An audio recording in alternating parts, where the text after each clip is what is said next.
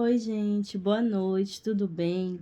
Bom, então hoje a gente vai iniciar a nossa aula, né, gravada, acerca sobre a disciplina de estética literária, né? E aí explorando mais o conceito de arte, né? Como é que ela é criada? Quais foram os primeiros fundamentos artísticos? Como é que foi cunhado esse conceito lá na Grécia Antiga? E como é que a gente tem noção hoje em dia do que seja arte, esse estado de arte, tá? Então, o conteúdo de hoje tem a ver com esse assunto. Bom, gente, então dando continuidade, o slide ele vai ficar assim, nesse formato, tá? Porque eu tô gravando. E aí ele não me dá muito uma posição muito confortável na horizontal, tá? Então ele vai ficar assim, aparecendo partes do computador, vai ser normal nesse primeiro momento, tá? Então eu começo a disciplina falando justamente sobre, né, esse assunto que é a estética literária, e eu começo com uma imagem muito conhecida, né, de Michelangelo, sobre aquele processo da criação do homem. Deus tocando o homem, né, e dando início ao que a gente chama de humanidade, né? Então, é uma representação artística desse momento, né, do criacionismo, né, da criação do divino e do que é humano, tá? Que justamente tem a ver com a nossa aula de hoje também. E aí eu trago para a gente pensar um pouco sobre a ementa da disciplina, né?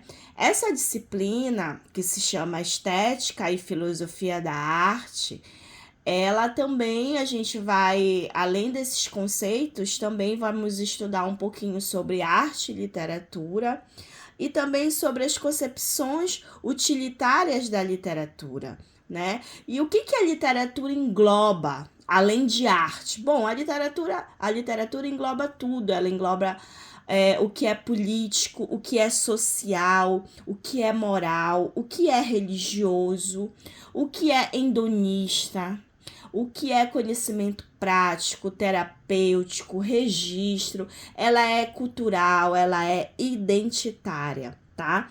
E essas concepções não utilitárias da literatura também a gente vai estudar, né? Ela é contemplativa, ela apresenta um conhecimento estético, então a literatura ela é tudo isso, ela é universo. Eu sempre digo que a literatura é a nossa forma de ver e estar no mundo. É a nossa forma de fazer parte dessa construção que é a nossa sociedade. A literatura nada mais é do que uma representação da nossa sociedade, tá? Uma representação do que a gente vive, do que a gente sonha, do que a gente deseja, do que a gente imagina, ou mesmo do que a gente já vivenciou. Ela também é memória, ela também é registro, também de algo que esteve na nossa vida e ainda está. E aí a gente pensa, né, dentro dessa unidade 1, o que é arte? E aí vocês leram o material que eu deixei de apoio, eu deixei vídeo, né, explicando vários teóricos, vários conceitos, várias abordagens, várias teorias. Mas aí eu quero que vocês pensem aí, o que é arte? Como eu posso conceituar, né, renomear o que é arte? Quando eu olho algo, porque eu posso dizer que esse computador é arte? Eu posso dizer que uma apresentação teatral de uma obra de Shakespeare é arte? Eu posso dizer que o bolo que eu estou fazendo é arte? Que o comercial que eu assisto na televisão é arte? Que um poema do Carlos Drummond de Andrade é arte? O que é arte para você? Como é que você pensa esse estado do ser humano que é a arte? De acordo com o que você leu, de acordo com o que você assistiu ou pesquisou. O que seria a arte? Então, a arte, ela seria essa expressão, a expressão de um ideal chamado de estético, né? Estético tem a ver com a forma, com o conteúdo, com aquilo que na Grécia Antiga denominou-se de belo, do que aquilo que se aprecia, aquilo que se contempla, né? Então, a arte é o ideal estético através de uma atividade criadora. A arte é a criação, né? Afinal de contas, tudo que a gente nomeia como arte foi uma criação de um artista, seja esse artista um literato, um poeta, um romancista, um escultor, um pintor, um músico, um dançarino, um fotógrafo, um cineasta, não é isso? Todos eles passaram por essa construção criadora, né, para trazer ao mundo a sua arte. Então, ela é um tipo de manifestação humana, universal, que existe em todas as culturas, né? Todas as culturas passam por essas representações artísticas, desde a Grécia Antiga, que a gente estuda, né? Que é o nosso berço da civilização ocidental, as civilizações orientais, a civilização egípcia, a Mesopotâmia, a fenícia, a japonesa, né? Todas as civilizações contribuem e contribuíram com uma representação da sua arte, que é uma representação da sua cultura, né? Todas elas contribuem dentro da sua sociedade com essas construções artísticas.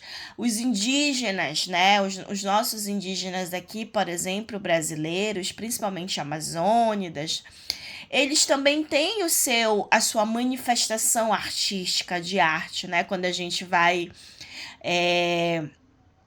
a gente percebe o grafismo expresso no corpo, aquelas pinturas, são representações artísticas, os rituais, as danças, os cantos, todos eles são representações artísticas. Então, é por isso que eu afirmo que em todas as culturas existe arte. Né? Essa arte que se comunica de forma simbólica, criativa com a sociedade. Uma obra de arte, ela transmite ideias, ela transmite sentimento, crenças, emoções.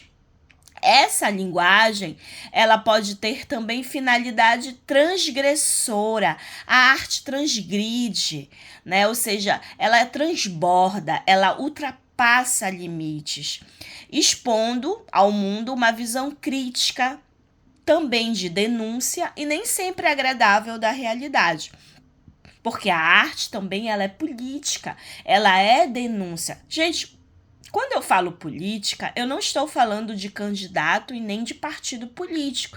Eu estou falando de representação, de estar em sociedade. Eu estou falando da forma cidadã que nós temos responsabilidade de direitos e deveres. É isso que é política, tá? Então, quando eu digo que a arte ela também denuncia, é verdade. A arte também é denúncia. Pela uma obra de arte, a gente pode ver representado muitas denúncias. Denúncias de contextos políticos problemáticos, sobre fome, sobre desigualdade, sobre morte, sobre violência. É muito comum, principalmente na literatura, a gente ler esse tipo de literatura. A gente chama literatura de denúncia, né? Literaturas que, por exemplo, falaram sobre o Holocausto lá da Segunda Guerra Mundial, né? Um livro como o Diário de Anne Frank, que tem toda a construção da problemática que foi a Segunda Guerra Mundial, do autoritarismo do nazismo em meio ao povo judeu, né? Então, tudo isso foi uma denúncia, uma forma de denunciar. Aqui no Brasil não é diferente, a gente tem muita obra que denuncia as mazelas, a gente tem Quarto de Despejo, Diário de uma Favelada, da Carolina Maria de Jesus, que faz uma denúncia, né, a todo um contexto lá da década de 1990, no Brasil, das favelas, de uma mulher que vivia nas favelas, sofrendo todo tipo de preconceito e de mazelas. Isso é denúncia. O poema Morte e Vida Severina, do Cabral de Melo Neto, que fala da fome, da seca do Nordeste. Vidas Secas, do Graciliano Ramos, são obras que representam denúncias sociais das suas épocas, né? Só para citar algumas. Então, a literatura, ela é esse bojo todo, ela engloba tudo isso. E aí, gente, falando desse conceito do que é arte, né, do que é essa representação estética, que é um ramo, né, muito importante da nossa forma, da nossa maneira de estar no mundo, né? E aqui eu coloquei algumas representações estéticas, artísticas. Aqui o Museu de Arte Sagra, em Belém, né? A igreja que está na Igreja de Santo Alexandre, né? Belém, capital do Pará, sobre essa representação. Se a gente for perceber, só de fora a gente já percebe a questão estética que chama a atenção, né? São representações da época do Barroco, século XVII, né, no Brasil, né? São heranças desse período. E principalmente toda a construção do Barroco, ela tem a ver com as artes sacras, principalmente nas regiões de Minas Gerais, onde ele foi muito mais forte, né? Então, esse tipo de igreja, de arquitetura, é uma representação de arte sacra, ou seja, um tipo de arte sacra que vem de sagrado, né? Relacionado principalmente às imagens que a Igreja Católica preserva em seus museus. E aí, gente, falando de artes sacras, né, pra gente ver como é por dentro essa representação dos museus, e a gente vê essas imagens que foram construídas nesse período do século XVII, né, um século depois da chegada dos portugueses ao Brasil, né, e muito pelo domínio da Igreja Católica e dos missionários que vieram catequizar os povos que aqui habitavam. A gente tem toda essa construção que foi trazida de Portugal, né, aqui pro Brasil, que na época era colônia de Portugal. Então, é muito comum no Brasil todo a gente ter esses museus de artes sacras trazendo essas representações.